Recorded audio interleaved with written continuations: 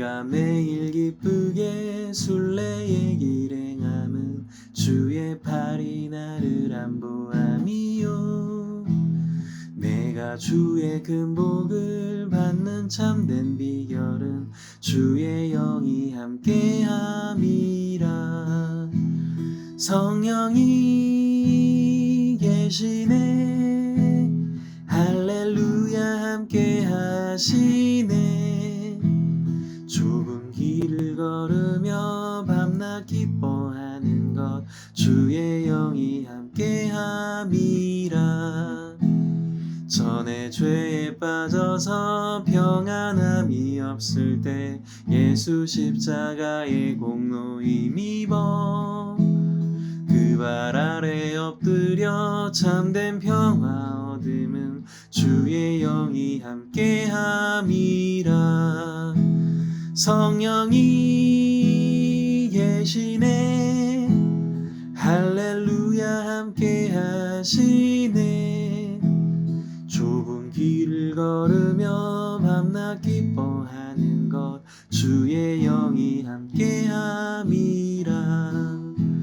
나와 동행하시고 모든 염려하시니 나는 숲의 새와 같이 기쁘다. 내가 기쁜 마음으로 주의 뜻을 행함은 주의 영이 함께함이라. 성령이 계시네, 할렐루야 함께 하시네. 좁은 길을 걸으며 밤낮 기뻐하는 것 주의 영이 함께함이라. 성령이 계시네, 할렐루야 함께 하시네. 좁은 길을 걸으며 밤낮 기뻐하는 것 주의 영이 함께함이라. 주의 영이 함께함이라.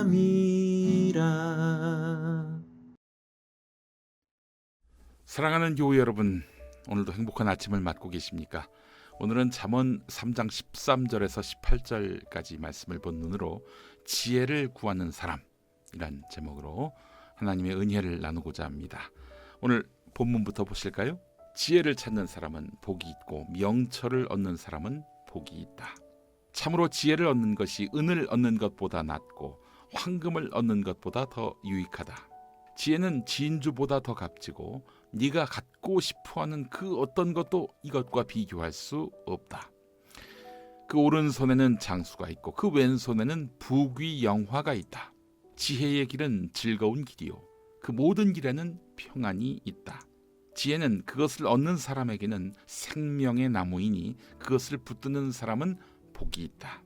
여러분, 컴퓨터를 쓰다가 하다못해 뭔 기능을 이용하려 치면은 F10을 누르거나 마우스로 최상단의 메뉴를 클릭하죠. 예. 하지만 단축키 몇 개만 외우고 쓰면 바로 기능을 이용할 수 있습니다. Alt 또 컨트롤 이걸 누르면 바로 그 기능을 이용할 수가 있어요. 그래요. 그 단축키를 알고 모르고는 굉장히 큰 차이가 있습니다. 네. 그래서 이런 말이 있지 않습니까? 지혜가 없으면 몸이 고생한다. 시차말로는 머리가 나쁘면 몸이 고생한다. 이런 말이 많이 쓰입니다. 뒤집어 이야기하면 뭡니까? 지혜가 있으면 몸이 편하다. 아울러 머리가 좋으면 몸이 편하다. 네, 실제로 그 잠언은 지혜를 찾는 사람에게 복이 있다고 했습니다. 이 지혜가 말이죠, 은을 얻는 것보다 낫고 황금을 얻는 것보다 더 유익하고 왼손에는 부귀영화, 오른손에는 장수, 길이 있고 평안이 있다고 했습니다. 심지어 돈이나 건강보다도 지혜를 구하는 것이 우선이라고 했습니다. 여러분, 영어로 철학을 뭐라고 말합니까? 필로소피 아니에요? 자, 그런데 이게 필로, 사랑하다, 소피아, 지혜, 이것이 결합된 말입니다. 철학은 곧 지혜를 사랑한다는 의미입니다. 지혜를 사랑하는 자, 철학이 있는 사람입니다. 지혜를 무시하는 자, 철학이 없는 사람이라고 봐도 무리는 아닙니다. 여러분, 철학은 뭡니까? 인간 존재의 의미를 묻고 답을 얻는 것, 즉 인간 존재의 의미를 찾는 것입니다. 전 그렇게 정의합니다. 그렇다면 인간 존재의 의미를 아는 것, 이것은 지혜를 사랑하는 것이다. 곧 지혜란 인간 존재의 의미를 말하는 것입니다. 여러분, 제가 이제 학교 다 졸업하고 말이죠. 이제 와서 공부 잘하는 법을 알게 됐습니다. 진작에 좀 할 걸 그랬어요. 공부 잘하는 법은요, 왜 공부하는지, 그 공부가 나의 존재에 어떤 의미를 갖고 있는지 그 답을 찾으면 되는 것입니다. 사실 그 전에 학교 다닐 때만 해도 어른들이 공부하라 강요하니까 공부한 거 아닙니까? 근데 말이죠, 공부는 내가 필요하다 싶으면 하는 게 공부예요. 그 공부가 머리에 잘 들어오는 거죠. 그렇잖아요. 누군가 책을 써서 책을 건네봐요. 그 책 읽습니까? 그냥 꽂아두기만 하지. 그렇지 않고 내가 정말 읽고 싶은 책이다 싶으면은 구매를 하고, 그렇게 해서 받은 책을 한두 페이지라도 읽잖아요. 돈을 쓴 게 있는데. 마찬가지예요. 내가 필요하다 싶을 때, 그때 비로소 공부를 해야 그게 공부가 되는 겁니다. 지혜가 되는 거예요. 영어를 전혀 못하던 친구가 있었어요. 정말 영어 시간에 잠만 자던 친구였었는데, 이 친구가 어떻게 미국에 취업을 했어요. 그래서 수년 뒤에 만났는데, 와, 영어를 원어민 그 이상으로 유창하게 구사하는 겁니다. 물어봤어요. 야, 네가 왜 이렇게 됐냐? 그 사이에 DNA에 중대한 변화가 발생했냐? 네가 어떻게 이렇게 영어를 잘할 수 있느냐라고 물어보니까 이런 답을 하더라고요. 야, 이게 말이야, 해도 되고 안 해도 되는 공부의 영어가 아니라 내 생존의 문제가 달린 영어가 되니까 하게 되더라. 안 할 수가 없더라. 이런 얘기를 하는 겁니다. 공부는 그렇습니다. 그래요. 인간 존재의 의미와 결부될 때 공부가 됩니다. 인간 존재의 의미, 말이 어렵죠? 내 생존의 문제와 연결될 때라고 보시면 됩니다. 내 생존의 문제와 연결될 때 공부가 되는 것입니다. 자녀가 공부 잘하기를 원하십니까? 왜 공부해야 하는지 스스로 깨닫게 하면요, 지가 알아서 인강 듣고 지가 알아서 학원 갑니다. 지가 알아서 그냥 시키지도 않았는데 자기 방에서 책 펴놓고 공부를 해요. 심지어는 필요하면 자기가 돈 벌어서 공부합니다. 왜 공부하는지, 왜 공부해야 하는지 스스로 깨닫고 스스로 그 필요성을 체득할 때 비로소 공부를 잘하게 되는 것입니다. 또 공부를 넘어서서 지혜를 얻게 되는 것입니다. 여러분, 지혜 중에 지혜가 무엇입니까? 바로 신앙입니다. 신앙. 인간 존재의 의미는 곧 신앙과 연결되는 것입니다. 그렇잖아요. 그래서 신앙도 나는 어디로부터 와서 어디에 있고 어디로 가는지 그 답을 찾을 목적이라면, 우리는 하나님을 스스로 바라볼 수 있게 되는 것입니다. 자녀들이 교회를 안 나가요. 당연히 교회도 안 나가니 믿음도 없어 보여요. 그런 애들한테 닥달하지 마세요. 스스로 묻게 해야 합니다.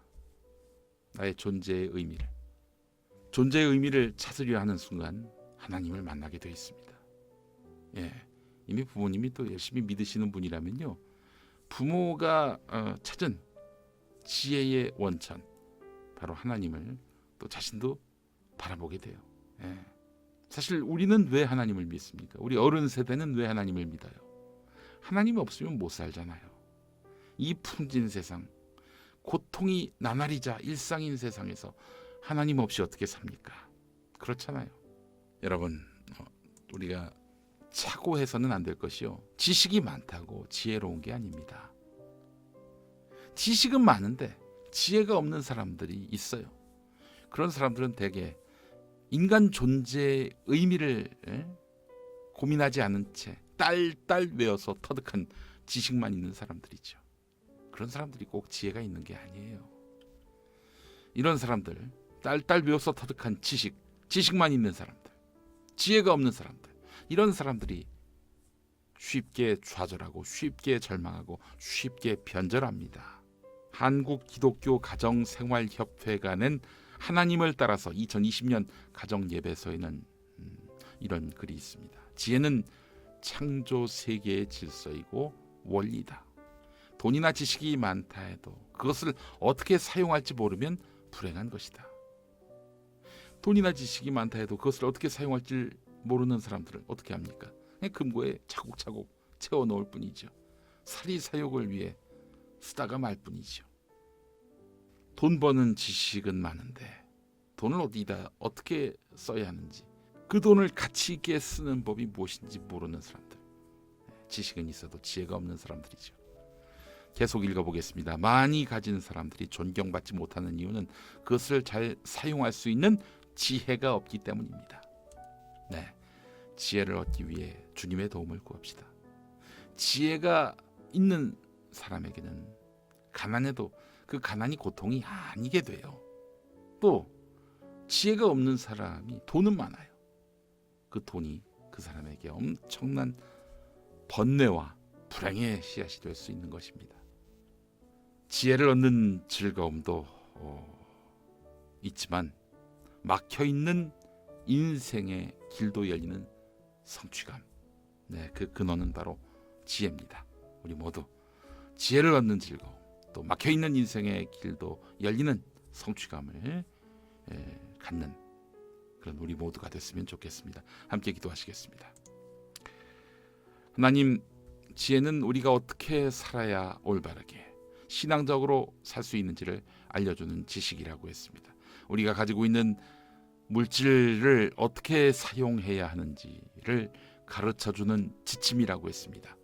우리가 구하오니 우리에게 지혜를 주옵소서. 이러한 지혜로 우리가 어떻게 사는 것이 참된 인생인지 알게 하시고 진리의 길을 골라서 걷도록 인도하옵소서. 5월 27일을 보람있게 살 수 있게 해주실 예수님의 이름으로 기도합니다.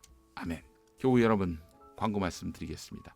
다음 주부터 보리떡은요, 한국기독교장로회 총회교육원이 발행하는 말씀과 삶, 말씀과 삶이라는 묵상집으로 보리떡을 진행하려고 합니다. 전화번호 나와 있죠? 이곳으로 연락하셔서 구하시기 바라겠습니다. 02-393-0847 한국기독교장로회 총회교육원입니다. 말씀과 삶 6월호로 다음 주 화요일, 수요일, 목요일 이렇게 보리떡 진행하겠습니다.